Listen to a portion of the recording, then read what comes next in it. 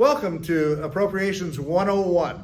This is the first in a series where we are going through the appropriations process, the challenges it faces. We're going to be talking to all of the chairmen of the subcommittees, but today we have a special guest.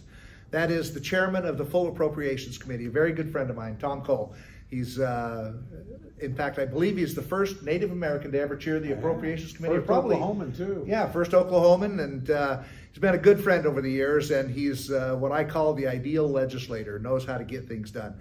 But he's new to the job of being Appropriations Committee chairman. We've had it now for, you've had it for about 6 weeks. Yeah, it seems like about 6 weeks. Seems like about 6 years. Yeah. But we face some obvious challenges. And I wanted to talk to you a little bit about what it's like being chairman of the Appropriations Committee, what your responsibilities are, and what are the challenges we face in the Appropriations Committee trying to get our bills done. As you know, and we've talked about this many times, we as appropriators want to get all our bills done, get them done on time before the next fiscal year starts. That hasn't happened since 1994. But we are still trying to get it done and get it through. So talk to us a little bit about that, what it's like being chairman of the committee. Well, so number one, it's a great privilege, and it's a sign of confidence in your colleagues having you. But it's an enormous responsibility. I think the range of activity for the United States government spans everything from biomedical research to defending the country to building roads and highways to helping our less fortunate folks and providing aid to the state, disasters. It's just an enormous range. And I'm always, frankly, impressed with individual cardinals that master their subject area. But you know, when you're the chair, you're really the master of none. You're the jack of all trades, and you're trying to coordinate the traffic and make sure these bills get done in a timely fashion. And it's, again, enormous amount of money, $1.6 trillion spread over the entire range of activity. And one of our great frustrations is they think we appropriate everything. We don't. We don't do Social Security, Medicare, Medicaid.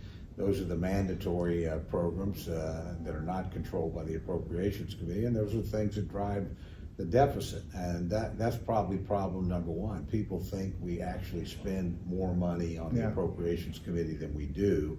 And of course, you know, a lot of people feed into that narrative. Actually, if you look over the years, we've done a better job of controlling discretionary spending than we've done of controlling the expenses and the income for, you know, things like Social Security, Medicare, and Medicaid.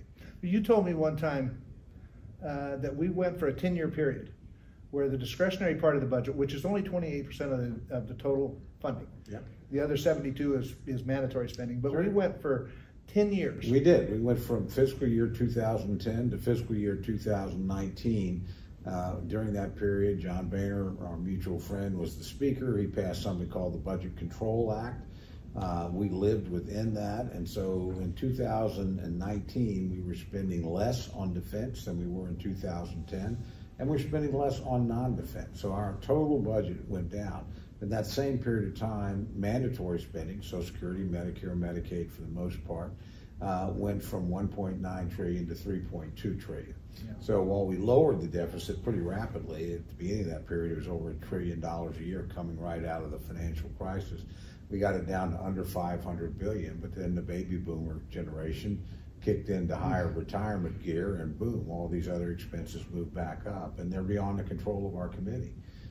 But, you know, again, a lot of the most important functions, particularly defending the country, where we spend about half of what we spend, a little bit over, on that single function alone, making sure that our borders, or frankly, that the country is secure from foreign attack.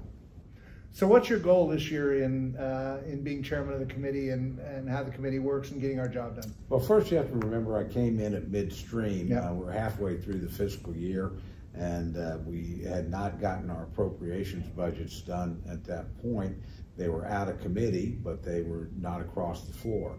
And we were able to get that done. We got great leadership from Kay Granger, you know, my predecessor, and great leadership from Speaker Mike Johnson. So in March, we passed all of the appropriations bills in two large mini buses, as they're called. Since then, we've tried to catch up because we're 6 months behind. So the goal, number one, is to get all the bills written by the subcommittees and then through the full committee by the August break. That's a very intense schedule. We'll also begin to move them across the floor. This week we'll move the first one, Military Construction and Veterans Administration, if all goes well. That's probably as important a bill as we do, keeping the faith and trust with our veterans who served us well and who we made commitments to. But then we've got a very narrow margin, and so unless we get basically every Republican vote, Democrats are not going to help us move these bills at this point, and I understand why. They have control of the Senate, they have control of the White House, so they're going to wait until that negotiation before they free up any votes. So it's going to be a tall order to get all these bills across the floor. We'll get several of them and get them out of committee and get in a position where we can sit down and negotiate with our counterparts in the Senate and on the other side of the aisle. Well, and that's another aspect of being chairman of the full committee. Not only do you have to get the bills across the floor, and a lot of scheduling that is in the majority leaders and speakers arena. All we can do is mark them up in full committee and wait for them to let us bring them to the floor. Yeah. But once we pass them, then the big job of negotiating those bills out with the Senate, a lot of that responsibility is yours. The Cardinals and the subcommittees will do their job, but there will be things that we can't get done, which, as they say, kick it upstairs. That's up to you to sit and negotiate a lot of those things. You never send the easy problems no. up there. If it was easy, we would have done it already. I was going to say, having done this to other chairmen, I'm prepared to take my turn in the barrel. But that's true. We're very lucky, though. I mean, honestly, the four people who do the bulk of that negotiation, and then the very last stuff goes to the Speaker, the Majority Leader, and their respective leadership teams for the final touches. But the reality is there's a lot of dialogue between these different levels all the way through the process. But we have very skilled, counterparts. Rosa DeLaura, who's the Democratic ranking member, is a good friend of mine. We worked together for 8 years on labor age bills, got them across the line, usually where we could vote the same way almost every time on final passage. And then Patty Murray was part of that group of four. She was the Senate Democratic counterpart. She's now chair of the full committee. Susan Collins, who's I think one of the best legislators in Congress, period, is the Republican counterpart. So we've got four appropriators. They all want to get the job done. They want to get the bills passed. They don't want to either have a government shutdown or what's called a continuing resolution where we just leave things as they are, whether it makes sense or not. They want to get to a negotiated deal. So I think we have a good chance of doing that, probably not by the end of the fiscal year, but if I had my way, by the end of the calendar year. Yeah. One of the other things I'd mention and have you talk about is this committee I have found to be one of the most bipartisan committees in all of Congress. While if you sat and listened to our debates, it sounds sometimes like we are at each other's throat. We're really not. That we don't ignore what the Democrat minority thinks on some bills, but these bills that we're writing are obviously going to be in Republicans' favor. When they're in the majority, they're going to be in Democratic favor, and they don't ignore what our priorities are entirely. So we try to work together, both at the subcommittee level, trying to address the concerns that everybody has, and at the full committee level. While there will be some amendments that offered that will create some somewhat partisan debate, that's natural and that's to be expected. But this is, I think, one of the most nonpartisan committees in trying to get our jobs done. It is. Well, and it has to get its job done one way or the other every year. Yeah. You know, other committees, important committees, Ways and Means, doesn't have to do anything in a particular year. You know, it can do taxes or not do taxes. It can do entitlement reform. It cannot do. Same thing with energy and commerce.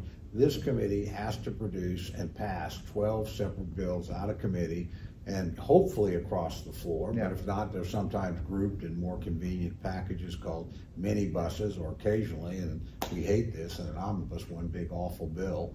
But the reality is, if we don't get our job done every year, the government shuts down. That means the military doesn't get paid.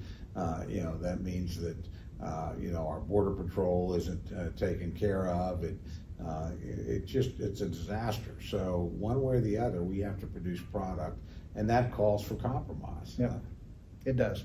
Well, I appreciate you taking the time to talk a little bit about the Appropriations Committee and your job as chairman of it, and wish you the best of luck. It's a job that I don't know if I'd want to take on, because Tom spends more time working on this committee and the other committees that he has served on in the past than any member I've ever seen. And he does a fantastic job. As I said, he's one of the people, if I listed probably in the years I've been here, the 5 or 10 legislators that I think are people that we ought to emulate. Tom Cole would be one of them. Well, so thank you, Tom. Let me just quickly return the compliment. I learned how to do this job working for you. You were first the ranking member and then the full chairman of the Interior, where you're back again, and I'm glad you're there. I've never seen anybody work that bill better, but the reality was everything I learned about being a chairman, I learned from you, and I mean that quite sincerely. I think you're just one of the very best legislators in Congress. You know, that's not just me. Our Democratic colleagues would tell you the same thing. You've always been able to establish a rapport, get the job done, and you know, it didn't matter what you were given. You managed to make lemonade out of lemons every time. Well, thank you, Tom. I appreciate that very much. And thank you for tuning in to this first edition of Appropriations 101. Tune into the future editions when we will have the cardinals, as they're called, or the chairman of the subcommittees, to discuss their bill and what are the challenges that they're facing in their bill and what it exactly funds. So thank you very much.